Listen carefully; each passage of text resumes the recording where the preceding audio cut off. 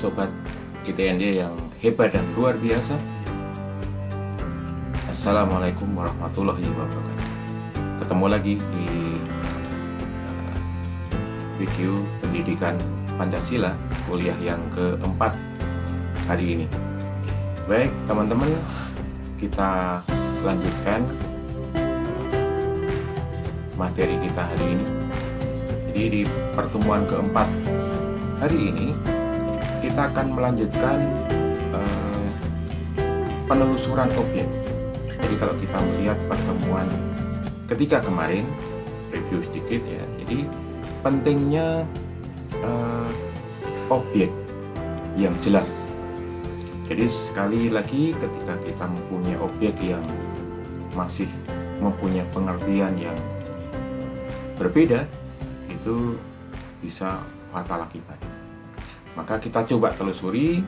Sekali lagi kita sepakat untuk menelusuri Pancasila hanya dalam konteks kenegaraan RI, bukan Pancasila yang lain, supaya tidak terjadi dualisme pengertian. Tapi mari kita pelan-pelan kita lacak. Jadi rumusan-rumusan Pancasila yang mungkin juga masih terjadi kesalahpahaman. Nah, kalau kita melihat rumusan Pancasila dalam konteks kenegaraan RI, itu mulai muncul di sidang BPUPKI. Jadi mulai dari sana. Baik, kita mulai telusuri dari masa pengusulan Pancasila. Kalau kita melihat sejarah, jadi histori masa pengusulan Pancasila, kita mulai dari awal mula sejarah bahwa dimulainya 7 September tahun 44 di Parlemen Jepang itu membuat janji ini. Jadi kenapa membuat janji? Ini dalam kondisi perang kan. Jadi bagaimana pemerintah Jepang menginginkan dukungan dari Indonesia. Maka supaya mendukung Jepang, maka kemudian Parlemen Jepang memberikan janji bahwa Indonesia akan dimerdekakan. Tepatnya rencananya 24 Agustus tahun 45. Nah ini, jadi setahun kemudian dari Parlemen Jepang membuat janji 7 September 44. Nah, ini memang betul, jadi dukungan rakyat Indonesia luar biasa untuk mendukung Jepang. Kan itu. Nah kita lihat setelah janji itu kemudian betul direalisasikan oleh pemerintah Jepang, terutama di 29 April 45 ini dibentuklah BPUPKI, sebuah badan yang memang ditugaskan untuk menyiapkan segala hal dalam rangka kemerdekaan RI itu. Kemudian dilantiklah 28 Mei 45 yang berjumlah 60 orang, jadi BPUPKI jumlahnya 60 orang anggota. Kemudian diketuai oleh Rajiman Widodiningrat. Tapi yang menarik adalah di dalam badan itu ada anggota luar biasa, yaitu bangsa Jepang. Jadi Ichiban Yoshiu ini adalah salah satu ketua muda yang dari bangsa Jepang yang masuk di dalam BPUPKI. Memang karena ini masih dalam kendali pemerintah Jepang, sehingga disitulah bisa mempunyai tambahan wawasan bagaimana badan ini bergerak untuk menyiapkan Indonesia merdeka. Baik, kita lewati ini. Jadi intinya adalah BPUPKI itu resmi dibentuk oleh pemerintah resmi di Indonesia, yaitu pemerintah Jepang. Baik, kita melihat masa sidang pertama BPUPKI. Masa sidang pertama BPUPKI. Ini dimulai dari 29 Mei. Ya, jadi 29 Mei mulai sidang. Pertama kali yang muncul adalah dari M. Yamin. M. Yamin mengusulkan asas dan dasar negara kebangsaan Republik Indonesia.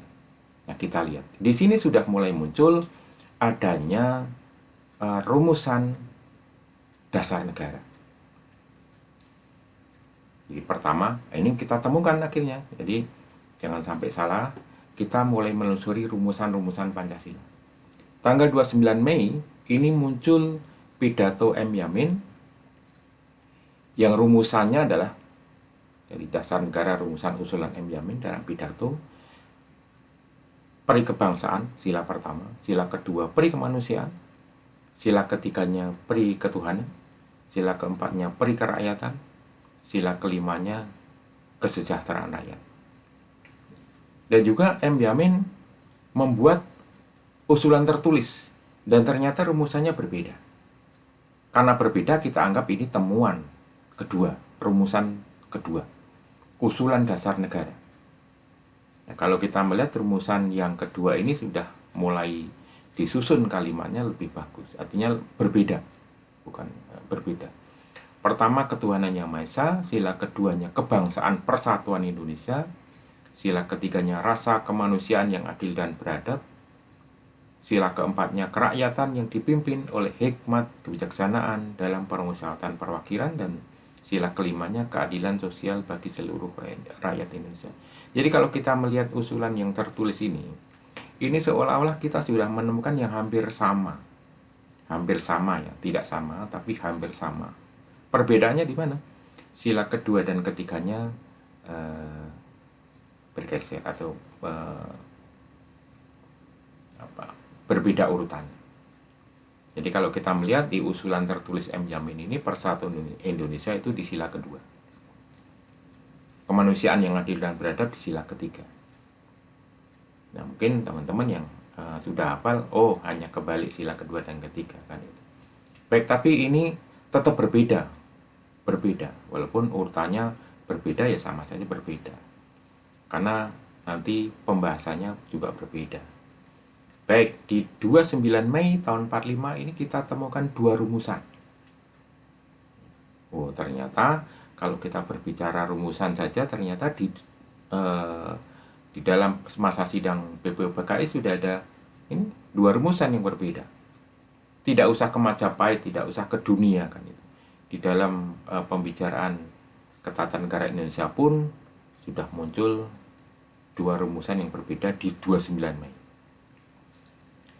Nah, bagaimana hari berikutnya? Baik, kita telusuri. Yang jelas kita sudah temukan dua rumusan yang berbeda dari satu pengusul M. Yamin. Di 31 Mei, Supomo juga dikenal mengusulkan yang bagus, tapi tidak langsung mengusulkan rumusan dasar negara, tapi mengusulkan model ketatanegaraan, yaitu model pemikiran yang integralistik, di mana antara makrokosmos dan mikrokosmos itu bersatu, antara rakyat dan pemimpin-pemimpinnya kan gitu. Jadi bagaimana struktur bangsa Indonesia itu memang ada persatuan antara Kaulo dan Gusti, kira-kira gitu. Itu dari Supomo. Jadi negara bersatu dengan seluruh rakyatnya kan. Jadi kalau ini bersatu padu, ini bisa mengatasi seluruh golongan yang ada di dalam wilayah atau kekuasaan negara kan. Jelas ketiga bangsa menegara kan terdiri dari banyak perbedaan-perbedaan, terutama di Indonesia ini, bagaimana negara bisa menyatukan itu. Baik, kemudian negara menurut Supomo ini sebagai badan penyelenggara, jadi sifatnya hanya sebagai badan penyelenggara, tapi juga badan pencipta hukum yang timbul dari hati sanubari rakyat. Jadi dalam pengertian ini, teori Supomo ini, negara tidak lain adalah seluruh masyarakat atau seluruh rakyat Indonesia sebagai persatuan yang teratur dan terusun. Jadi ini inspirasi bagaimana negara Indonesia ini dibentuk. Kira-kira gitu. Jadi dalam kita wujudkan kemudian NKRI kan itu, Negara Kesatuan Republik Indonesia. Baik, yang perlu teman-teman perhatikan 1 Juni. Jadi kalau kita kenal bahwa hari lahir Pancasila itu ketika kita selalu memperingati 1 Juni. Kita lihat 1 Juni ada apa kan itu. 1 Juni tahun 45. Soekarno mengusulkan dasar Indonesia Merdeka. Nah, apa yang diusulkan Soekarno ini, kita melihat bahwa muncul istilah Pancasila. Jadi istilah, nama, sebuah nama dasar Indonesia Merdeka itu Pancasila. Tapi kalau kita melihat rumusannya, ini ternyata berbeda dengan rumusan yang muncul 29 Mei. Kita melihat sila pertama adalah kebangsaan Indonesia. Sila kedua, internasionalisme atau perikemanusiaan. Sila ketiga, mufakat atau demokrasi. Sila keempatnya, kesejahteraan sosial. Dan sila kelimanya adalah ketuhanan yang berkebudayaan. Coba cermati baik-baik rumusan usulan Insinyur Soekarno ini. Jadi 1 Juni itu memang muncul istilah Pancasila, nama. Tetapi kalau kita melihat rumusannya, ini berbeda lagi ternyata. Bukan sesuatu yang Anda hafalkan. Jadi pembukaan Undang-Undang Dasar 45 tidak demikian juga. Artinya 29 Mei muncul 2 rumusan, ternyata 1 Juni muncul rumusan lagi. Jadi sebenarnya kalau kita memperingati hari lahir Pancasila, kalau Soekarnoisme pasti Pak Karno kan itu. Tapi kalau kita melihat rumusannya, ya ini rumusan tanggal 1 Juni berbeda dengan yang 29 Mei, berbeda lagi dengan yang di pembukaan Undang-Undang Dasar 45. Dan rumusan ketiga ini, kalau kita telusuri rumusan temuan ketiga ini belum pernah dipakai dalam Ketatanegaraan Indonesia. Memang namanya muncul waktu itu, namanya kesepakatan muncul bahwa Pancasila. Jadi, tapi Pak Karno tidak hanya mengusulkan satu, gitu. Jadi ada Trisila. Trisila ini adalah ringkasan dari Pancasila yang diusulkan. Sila pertama dan kedua, kalau kita melihat kebangsaan Indonesia dan internasional atau perikemanusiaan itu ringkas menjadi sosionasionalisme. Kemudian sila ketiga dan 4 itu disatukan menjadi sosiodemokrasi. Sila ke-5 menjadi ketuhanan. Jadi trisila itu adalah sosionasionalisme, sosiodemokrasi, dan ketuhanan. Jadi kalau kita melihat ada 2 rumusan atau 3 rumusan sebenarnya. Jadi selain trisila, Pak Karno juga mengusulkan ekasila. Jadi ekasila itu semuanya itu diringkas menjadi gotong royong. Jadi dasar Indonesia Merdeka itu gotong royong. Tapi gotong royong mungkin kita pengertiannya bukan kerja bakti ya teman-teman. Jadi gotong royong yang dimaksud untuk dasar Indonesia Merdeka menurut Insinyur Soekarno itu adalah berarti satu buat semua, semua buat satu, semua buat semua. Jadi kalau melihat model ekasila ini adalah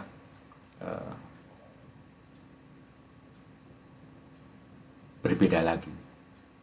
Jadi lebih cenderung kepada bagaimana kebersamaan atau model-model lebih cenderung ke sosialis kira-kira gitu daripada individualis. Jadi bentuk modelnya kan ada sosialis sama individualis kan itu. Ini lebih cenderung ke sosialis. Jadi dasar pemikirannya. Jadi kita nanti berkembang kita lihat kalau individualis itu kan menjadi liberal, kalau sosialis itu kalau menjadi ideologi menjadi komunis dan sebagainya. Jadi ini 3 usulan Soekarno, tapi kita abaikan yang trisila atau ekasila. Jadi kita temukan satu rumusan Pancasila yang berbeda lagi. Cermati lagi, rumusan 1 Juni itu berbeda lagi. Jadi ini kita anggap sebagai temuan. Nah, kenapa kita mencari ini? Karena jangan sampai salah kita mempelajari. Misalnya, sila ke-5, teman-teman langsung keadilan sosial bagi seluruh rakyat Jawa. Tapi kalau kita menelusuri hari lahir Pancasila 1 Juni, sila ke-5-nya kan ketuhanan yang berkebudayaan. Jadi jangan sampai kita berbeda pembahasan karena objeknya berbeda. Jadi kalau kita melihat kemudian ada yang pengen bahwa Pancasila itu yang sekarang di Indonesia ini kemudian bisa diringkas pengertiannya Trisila dan Ekasila, berbeda. Jadi sila ke-3 dalam Trisila itu adalah ketuhanan, sedangkan Pancasila yang kita pakai sekarang adalah keadilan sosial bagi seluruh rakyat. Berbeda, hal yang berbeda maknanya. Baik, lanjut ya. Baik, jadi kemudian sidang BPUPKI pertama itu selesai dan dibentuklah formatur kecil 9 orang, dan itu bertugas untuk menampung usulan-usulan pada sidang BPUPKI pertama itu, kemudian merumuskan kan itu. Nah, apa yang dirumuskan panitia 9? Tapi kita lihat 9 orang itu siapa-siapa. Nah, pertama ada Soekarno di sana, seorang Islam nasionalis, dan Muhammad Hatta, seorang Islam nasionalis demokrat. Kemudian Alexander Amaramis, seorang Kristen atau seorang nasionalis. Abikusno Cokrosyoso, ini juga beragama Islam, seorang nasionalis Islam. Yang kelima adalah Abdul Kahar Muzakir, Islam, seorang nasionalis Islam. Kemudian keenam H. Agus Salim, agamanya Islam, seorang nasionalis Islam. Kemudian ada Ahmad Subarjo di sana, seorang Islam nasionalis. Kemudian Wahid Asim, Islam, seorang nasionalis Islam. Kemudian ada M. Yamin juga di sana, seorang nasionalis, Islam nasionalis. Di situ juga ada Soekarno, di situ ada M. Yamin. M. Yamin mengusulkan rumusan Pancasila tanggal 29 Mei. Soekarno mengusulkan rumusan Pancasila pada tanggal 1 Juni. Nah, panitia 9 ini berembuk merumuskan. Apa hasilnya? Hasilnya adalah Jakarta Charter atau Piagam Jakarta. Nah, di dalam Piagam Jakarta itu termuat juga rumusan Pancasila sebagai rumusan yang diambil oleh 9 orang itu, menampung usulan-usulan dari sidang-sidang di sidang BPUPKI pertama. Nah, kita lihat rumusannya. Ternyata kalau kita melihat lagi, ini berbeda lagi rumusannya. Berbeda lagi. Sila pertamanya ketuhanan yang berkewajiban atau ketuhanan dengan kewajiban menjalankan syariat Islam bagi pemeluk-pemeluknya. Jadi berbeda dengan rumusan 1 Juni. Berbeda dengan M. Yamin yang tertulis, tapi ini lebih mirip rumusan dari M. Yamin daripada rumusan usulan Soekarno. Kalau M. Yamin, sila pertamanya kan ketuhanan yang Maha Esa. Dan sila keduanya persatuan, ya. Sila ketiganya kemanusiaan. Ini sudah mulai dibalik. Sila keduanya kemanusiaan yang adil dan beradab. Sila ketiganya persatuan Indonesia. Sila keempatnya kerakyatan yang dipimpin oleh hikmat kebijaksanaan dalam permusyawaratan perwakilan. Dan juga sila kelimanya keadilan sosial bagi seluruh rakyat Indonesia. Hampir mirip dengan rumusan usulan M. Yamin. Cuman sila pertamanya yang kemudian berbeda. Apapun itu, satu kata berbeda kita anggap sebagai temuan. Rumusan yang berbeda lagi. Jadi pada masa pengusulan saja, sampai di sini kita sudah temukan 4 rumusan yang berbeda. Hati-hati sekali kita menentukan objek di dalam objek penelitian ilmiah harus valid. Yang mana yang harus kita dipakai sebagai objek penelitian supaya tidak salah kan itu, tidak salah di dalam pembahasan berikutnya. Nah, di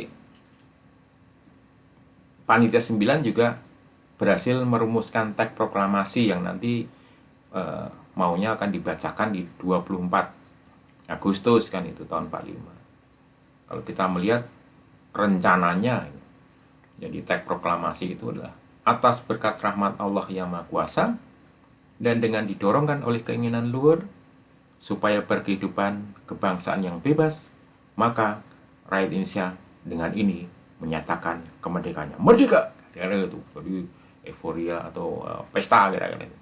Jadi itu yang akan dirumuskan, akan dibacakan, rencananya begitu. Kita melihat, jadi ini hasil dari Panitia 9. Dan kita temukan di Piagam Jakarta itu ada rumusan Pancasila yang berbeda. Dan sekali lagi, jangan salah, walaupun ini dirumuskan banyak orang, tapi sekali lagi ini juga belum pernah dipakai dalam konteks kenegaraan RI. Ini masih usulan. Seperti 1 Juni itu masih usulan. 29 Mei masih usulan. Baik. Kemudian hasil sidang Panitia 9 tadi dibawa ke sidang pleno BPUPKI yang kedua. Gitu. Jadi tanggal 10 Juli ini sidang pleno BPUPKI menerima Piagam Jakarta hasil dari Panitia 9. Jadi Panitia 9 menyerahkan hasil dulu dan diterima oleh pleno. Hasil rumusan sidang-sidang BPUPKI tahap pertama. Kemudian juga tanggal 10 Juli itu membentuk 3 kelompok panitia perancang hukum dasar. Jadi BPUPKI mencoba untuk membuat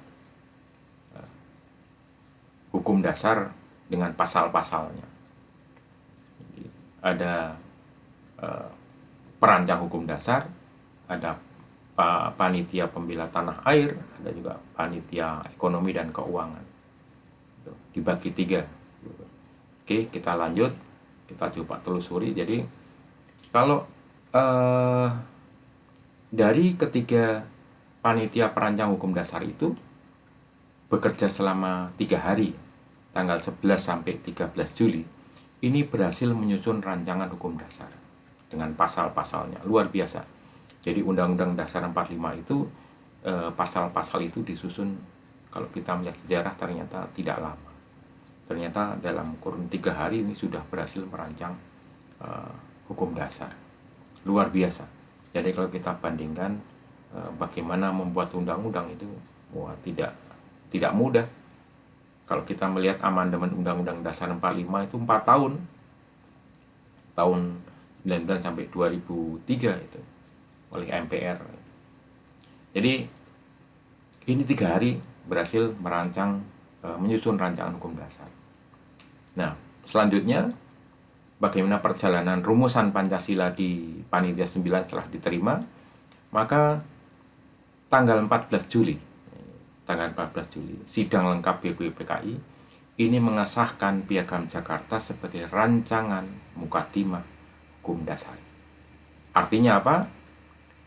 Tanggal 14 Juli itu sepakat bukan rumusan 29 Mei dari M. Yamin, bukan rumusan 1 Juni Soekarno, tetapi Pancasila yang ada di dalam Piagam Jakarta. Ini kesepakatan bersama BPUPKI. Jadi mengerucut kepada Piagam Jakarta. Jadi lengkapnya tanggal 16 Juli ini sidang BPUPKI menerima seluruh rancangan hukum dasar. Di dalamnya memuat Piagam Jakarta sebagai mukadimah.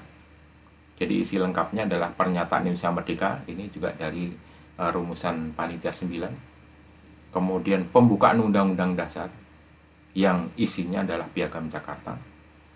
Dan yang ketiga, Undang-Undang Dasar beserta terdiri atas pasal-pasal. Ini hasil dari panitia-panitia kecil yang disusun selama 3 hari itu. Luar biasa. Jadi Undang-Undang Dasar 45 rancangannya sudah jadi di 16 Juli 45. Pembukaannya atau mukadimahnya mengambil dari Piagam Jakarta. Dan ingat, rumusan Pancasila yang dipakai sampai 16 Juli 45 ini sepakat, jadi mulai 14 Juli ini menggunakan rumusan Pancasila di Piagam Jakarta atau rumusan temuan kita yang keempat, bukan pertama, kedua, atau ketiga. Sekali lagi, bukan yang 29 Mei dari M. Yamin dan bukan yang 1 Juni dari Soekarno. Baik, ini masa pengusulan. Nah, teman-teman dipahami ya, jadi cek lagi, ada 4 rumusan yang kita temukan di dalam masa pengusulan, dari mulai sidang BPUPKI pertama sampai sidang BPUPKI kedua. Baik, ini dulu. Jadi mudah-mudahan Anda cek lagi rumusannya itu, kemudian Anda mulai paham bahwa ternyata di dalam masa pengusulan pun sudah terjadi beberapa rumusan yang berbeda. Sampai saat ini ada 4 rumusan yang berbeda.